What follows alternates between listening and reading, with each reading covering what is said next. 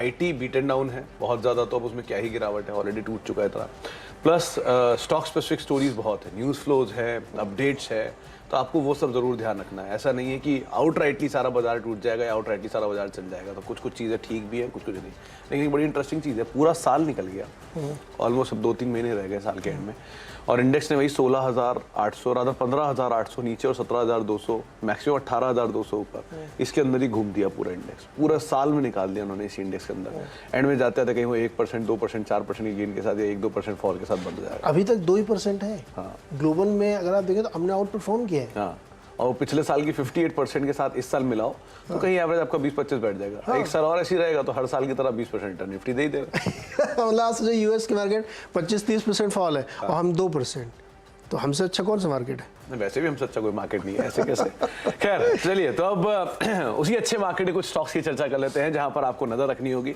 सबसे पहला स्टॉक जो मेरी तरफ से है वो है जुबिलेंट इंग्रेविया का। इसको आज चुनने की वजह, एक तो ये कल लास्ट आवर में इसका अगर आप चार्ट देखेंगे तो ये बिल्कुल डे हाई पे जाके बंद हुआ है।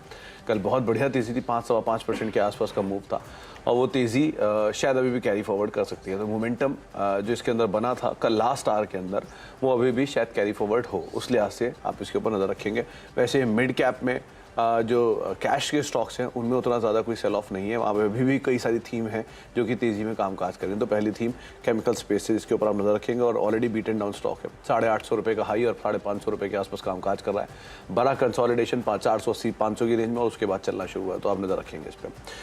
दूसरा वेदांत फैशन, इसको मैंने कल भी चुना था और आज फिर चुन रहा हूँ, लेकिन सिर्फ इस पर आप नज़र रखिए। शेयर नया ऑल टाइम हाई रोज़ ब्रीच कर रहा है, कल भी इसने अपना ऑल टाइम हाई ब्रीच किया था, और जो तेज़ी है वो शायद अभी भी कंटिन्यू करेगी, क्योंकि इसकी डिमांड वाला जो पार्ट है वो बहुत इंटैक्ट है। मतलब आप गोइंग फॉरवर्ड फेस्टिव सीजन में जा रहे हैं, शादियों के सीजन में जा रहे हैं, और ये कंपनी वेल पोजीशनड है, वेल कैपिटलाइज कर सकते हैं। Q2 के नंबर जो टाइटन दे रहा है, इससे भी आपको यही अंदाज़ा मिलेगा कि कंज्यूमर डिस्क्रिशनरी स्पेंडिंग वाली जो कंपनियां हैं उनके खर्चे में तो कोई कमी नहीं दिख रही है, वहाँ पर ग्रोथ अभी भी चली रही है, और इस तरह की ग्रोथ वाली कंपनियों के ऊपर आपको मूव आता हुआ दिखाई पड़ेगा। तो ये इंडिविजुअली भी आपको नज़र रखनी होगी। ये शेयर वैसे भी तेज़ी में, और इकलौती कंपनी है जो कि इस तरह के बिजनेस के अंदर सो फार डायरेक्टली लिस्टेड है, तो शायद इस पर बड़ा इंपैक्ट आएगा अभी। तीसरा आप एक इम्पैक्ट आता हुआ देख सकते हैं डाबर के ऊपर। डाबर रेड साइड पे आप रखिएगा इसको। डाबर को चुनने की वजह Q2 के जो इन्होंने नंबर्स दिए हैं, वैसे तो ये शेयर कल टूट गया था, तो एक कश्मकश भी थी कि शायद एक पुल बैक दिखा सकता है, लेकिन फिर भी एक बार को, क्योंकि जो नंबर है उनमें मिड सिंगल डिजिट ग्रोथ की बातचीत की गई है, FMCG की कॉस्ट की एस्केलेशन की बातचीत की गई है। कल थोड़ा सेंटिमेंट बिगाड़ा भी गोदरेज के नंबर्स के अंदर, शायद वो सेंटीमेंट अभी भी ड्राइव करता हुआ दिखाई पड़े डाबर के केस में भी।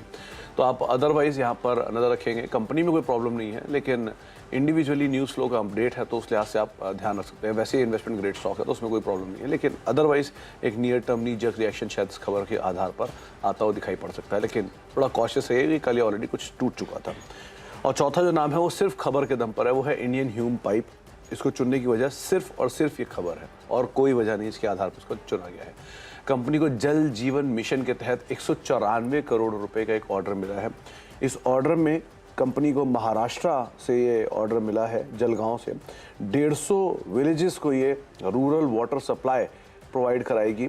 24 महीने के लिए ये ऑर्डर है, जिसमें मैक्सिमम ये 12 महीने और खींच सकते हैं, यानी कि 2 साल के लिए ऑर्डर एग्जीक्यूट करना है, और इसमें आप करीब 12 महीने और आप एक्सटेंड कर सकते हैं। तो अगर 2 साल ही मान के चले तो करीब कंपनी को 194 करोड़ रुपए के ऑर्डर में रफली 80-85 करोड़ रुपए का रेवेन्यू हर साल फर्दर ऐड होता हुआ दिखाई पड़ेगा 2 साल के लिए।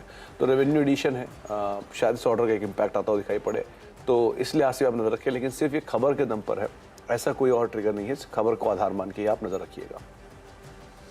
3 बताया आपने? 4 तो मैं भी 4 बताऊंगा। मेरे 4 एक ही खबर में। एक आपने संकट